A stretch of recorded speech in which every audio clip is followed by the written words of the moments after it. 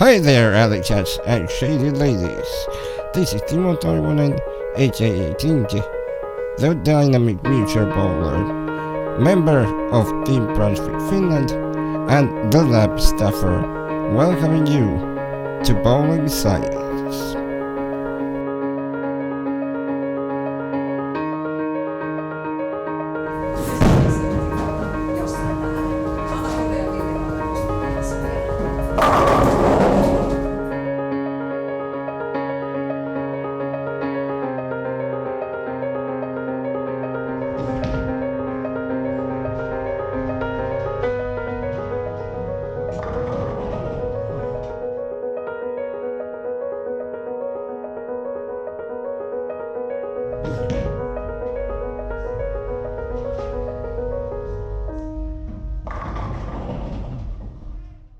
For those who don't know, Timo is our global staff member here at the lab on Bowling Science, and he is the dynamic ramp wheelchair world record holding bowler. He's your Belmo of ParaBowlers. He is the no hand legend. And dude, we're so excited to have you on. This first time I saw you bowl, I was so intrigued and so amazed with what it is that you created and just you as a bowler. And the more I've gotten to meet you and know you, the more I've realized that you're just an amazing person. And this is the beginning of, I just kind of want to get your story out there, man. So this is just kind of a little intro. We're going to introduce Timo to our part of the world. As I've seen, you've been well documented in Finland and in Europe for some of your feats. But here in the USA, man, not enough people know your story, bro. And I think that it could really help inspire a lot of people and help teach people what bowling really is, man. So thanks again. There's my long-winded intro, but thanks again for taking the time from across the world to be here, Timo. No, I'm honored to be here. Absolutely. Well, we have some questions. I'm going to be selfish. I'm going to start with some of my questions, and then we do have a few questions from fans that we posted out. So I'm just going to start at the beginning. When did you start bowling, and then what got you into it? The first time I went bowling, it was back in 2000. I was visiting in Lahti in Finland, southern Finland to be exact. And we had this invalid people meeting there. And I was just a young kid, and I want to do as much as sports as I could, you know. And we had an opportunity to go there to see what bowling is like. And after that, we tried it, and it was great fun. But we didn't have these ramps here yet. Gotcha. And after a couple of years, if I remember correctly, it was 2012. So 12 years later. 12 years before the ramp. Yeah. Wow, 12 years of falling in love with the game, and you said, you know what, time to make a change. Truly. You are correct, man. Oh, that's awesome. So you fell in love with it as a sport-loving young man, like a lot of us. Now, maybe not all of us young men, but a lot of us just looking for sports and activity as young people. Yeah. Oh, that's cool. Let me see here. All right. Well, you mentioned the ramp. Let's talk a little bit about the ramp. You said 12 years into bowling, you developed a new ramp. What did your new ramp do that you couldn't do before? I mean, the ramp I tried before, it was this stationary and very regular and standard version that is almost in every single bowling alley here and even there. Yeah, we have lots of ramps. So just your normal straight ball ramp that you'd see. Yeah. Which is also a great innovation, a great thing to have around, because all you need is gravity. But but obviously our game's been built and developed to a further level. So Yeah. your new ramp, so your new ramp lets you hook the ball? In fact, it let me control the ball totally by myself. Oh, As wow. you can see, I can move my hands by just a bit. All right. So And what? I had to push the ball from the stationary ramp with my wheelchair stable. So I couldn't control it with my hands. And my brothers and in fact my family thought that it can be improved. Okay, And so then the first version of the ramp now moves with you. So that was the big yeah, change. it was the Okay. big change in this. Absolutely. That makes, it's something I don't think of, as in the development of it, but that makes complete sense. It's like the Yeah. difference when you're learning to bowl, when other people learn to bowl and they're just standing at the foul line and they just stand there and swing it, as opposed to actually having an approach. That's totally the point. Absolutely. Okay. Look, I'm learning something, Timo. Thanks, man. Awesome. And so did so I know you're not on your first version of the ramp. As you developed, what kind of improvements did you make to the ramp, and what were you able to get out of it? Yeah, the first version of it was quite much lower than the current one, and we had the pipes were wider, so the ball didn't roll as much, and we didn't have the curve at the lower part of the ramp, so the ball made a direct hit to the surface. So that also ate the speed. Okay, so your new ramp uses a little more height to get a little more speed. Yeah. Okay, and so it's all gravity based, and you set the ball up to control exactly the motion you want to create. So tell us a little bit more about that. We know that the ramp allows you to create the speed, and you've got the ability to create rotation with it. And we're going to show some clips here too. We're going to edit in some clips so that everybody can see what we're talking about and what it looks like. But tell us a little bit about how you can set the ball up and different types of, what is a layout for you kind of thing, because your ball doesn't have any holes in it anymore, correct? Yes, correct. We, as ramp bowlers, we don't have to use any holes after the August rule. Gotcha. So the August 1st rule affecting all bowlers. Yes. And I had to get rid of my thumb hole as a two-hander, and you get to get rid of all the holes. Yes. So, but how you position, I would assume the pin and the preferred spin axis will change how your ball rolls on the ramp? Yes, truly. So, firstly, we measure the 4-inch pin to spin distance as we spoke.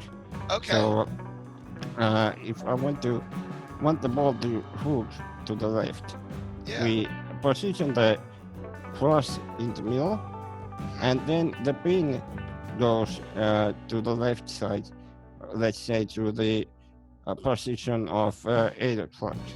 Okay, so you mark. I'm gonna make sure we break that down so everybody gets it at home. So you mark a spot on the pin to spin line about 4 inches down, so kind of close to where a 4-inch CG would be. Pretty much, yeah. And that's your X mark. That's what you put in the center. Yes. So you're kind of using and then you swing the pin left or right, and so to get the ball to hook left, you just set the pin to the left at an 8 o'clock position. Yes. All right, cool. I just wanted to help because I know we don't have a lot of diagrams yet, and we're working on, showing people the beauty and of what you've developed as a bowler. So so can you make the ball hook right as well? Yeah, in fact, I can. Anywhere I want it to hook. That's amazing. So do you play the lane traditionally left-handed style or right-handed style? Do you play the left side of the lane or the right normally? Currently, I play with the right-handed style, but at first, I played with the left-handed. So taking advantage of the wall. Yeah. No, that's cool, man. Look, it's funny. We had these certain questions I'm supposed to stick to, and as we talk, I just my brain's running wild. I keep coming up with new stuff. So Just let them free. that's right.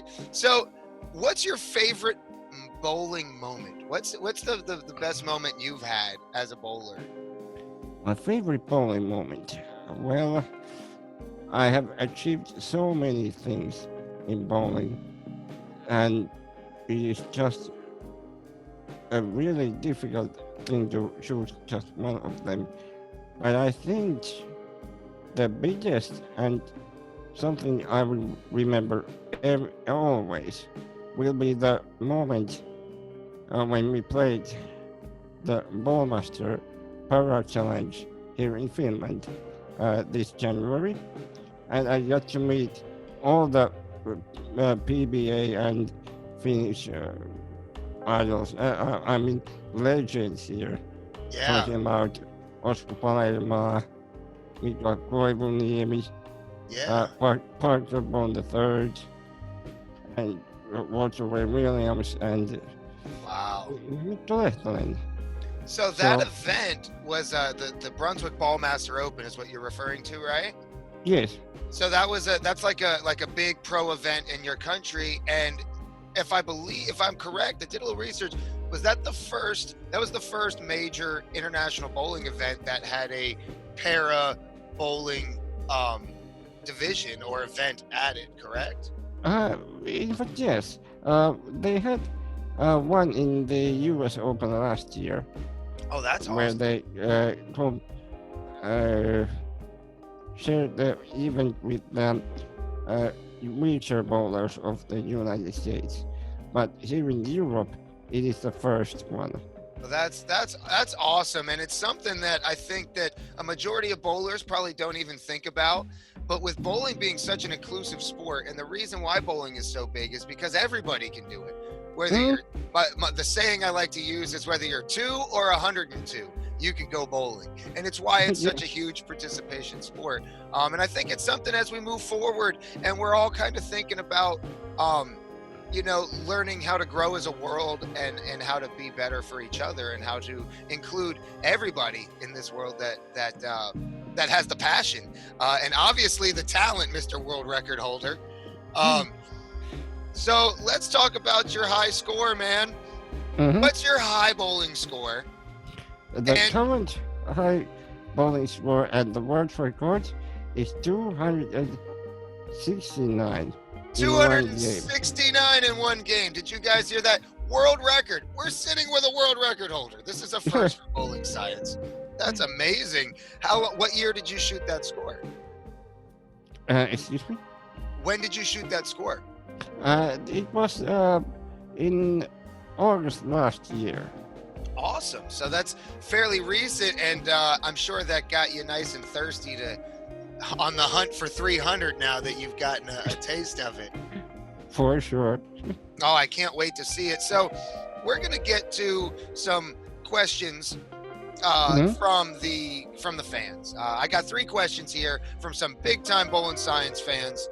We're going to start with a question from our boy John Zahn III. Okay. He's curious. He's a bowling scientist like myself. He's curious how much ball speed you're able to generate with your setup. I know you said you've raised it over time, but have you measured your approximate ball speed or rev rate? The rev rate is pretty high, as it's let me remember it. It was 433 RPM. Over 400 RPMs. Over 400 RPM. That's amazing. Measured with the bowler ID system. Okay. I'm not sure how much does it different from the Specto system, but I guess it's pretty accurate. Specto has a lot of great measurements, but RPMs is not one that's very accurate from my experience on the Specto system. Okay. Specto's good for ball speed stuff, especially tracking down lane. But yeah, so 400 RPMs, and what kind of ball speed you normally generate with that thing? I get from 13 kilometers per hour to 15, so it's about 9 to 10 miles per hour. 10 miles per hour, 400 RPMs. Yeah. That's some powerful numbers right there as far as ball speed to rev rate ratio. Probably have no problem getting the ball to rev up. And I will definitely see that in some of the clips you've provided for us. Here's another question for you. Well, we already kind of asked it. So Yannon wanted to know what got you into bowling. And that was that trip you took to go check it out when you were just trying to absorb all the sports you could. Yeah. Young man. So I didn't mean to steal your question, Yannon, but shout out to Yannon Gray for that question as well. And I guess our last question, we're going to come in towards bowling balls because Radical is hosting us today. And I do know you are part of Team Brunswick and a big fan of a lot of the Radical stuff. Yeah. So we're going to talk a couple ball questions here at the end. Okay. Just in general, when you're picking a ball, what do you look for? Do you look for symmetricals, asymmetricals? What are your preferred cover stocks? Is there something that works better for you on all patterns? Is there certain stuff that you look for? Well, I try to be as alternative as I can. So if there is the short patterns, of course I'm not gonna use my balls with the biggest hook or the more solid ones. But Okay. I tend to prefer the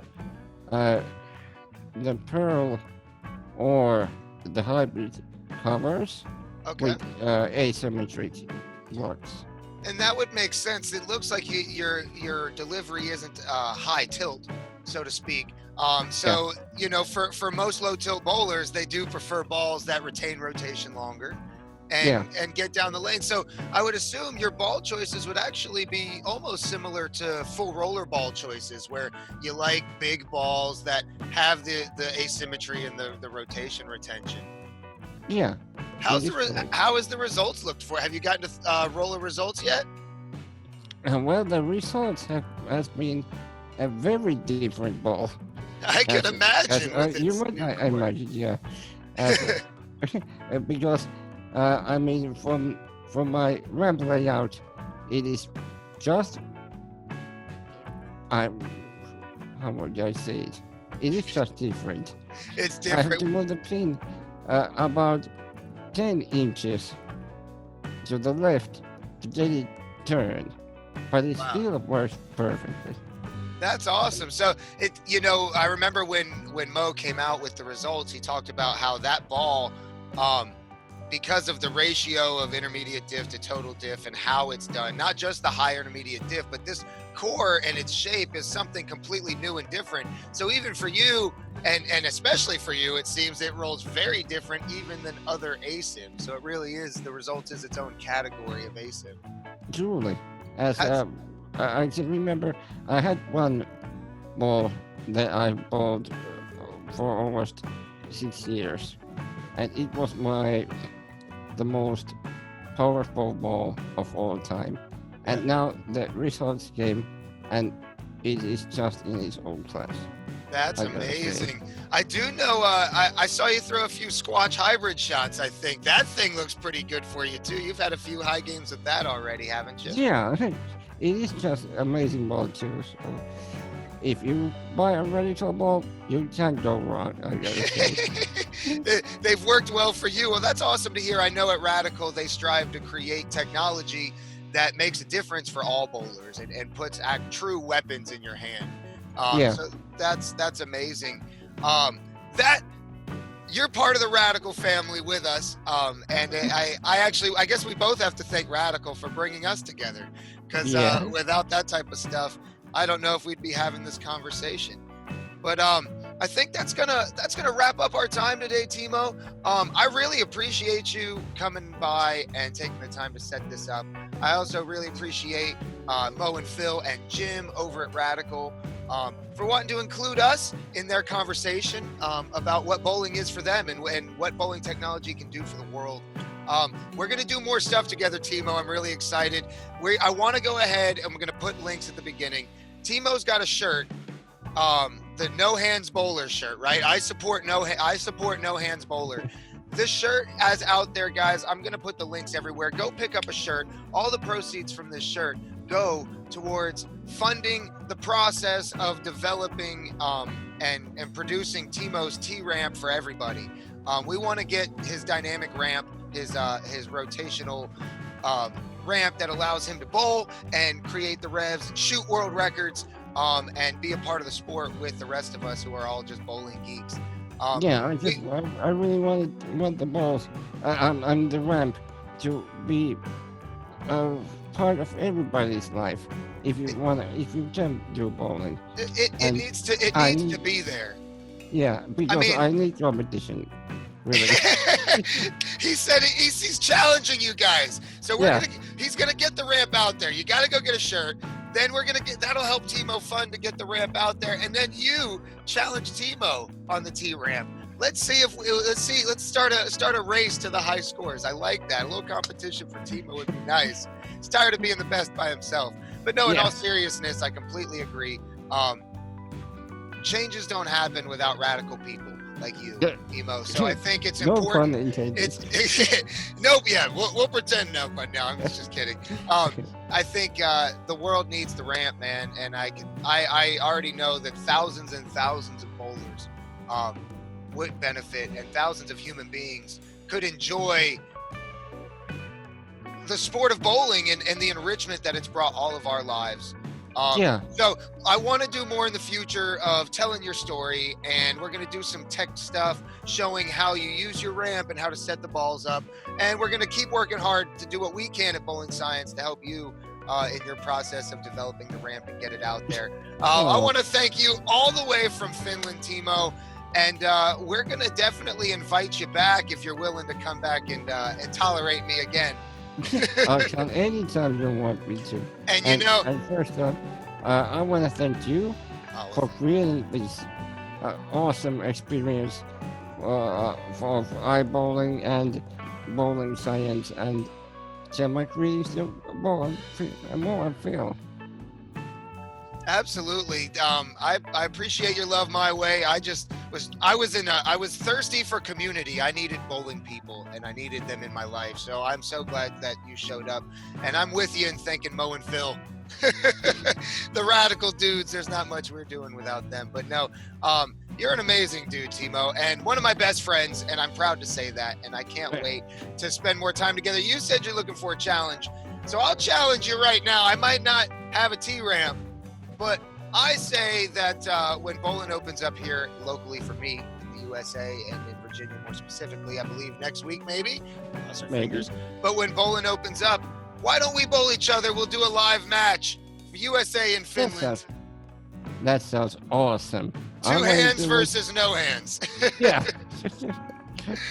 Love it. Well, thanks again for being on, Timo, and we will catch everybody next time. Thank you at home for watching. Thank you for hanging out with us and meeting my friend Timo with me. And shout out to everybody in the Radical Bowling fans world. Until next time, that's Timo, and I'm Mikey Dredd. Y'all have a great day. And stay healthy and safe. Happy and safe. That's right. Till next time.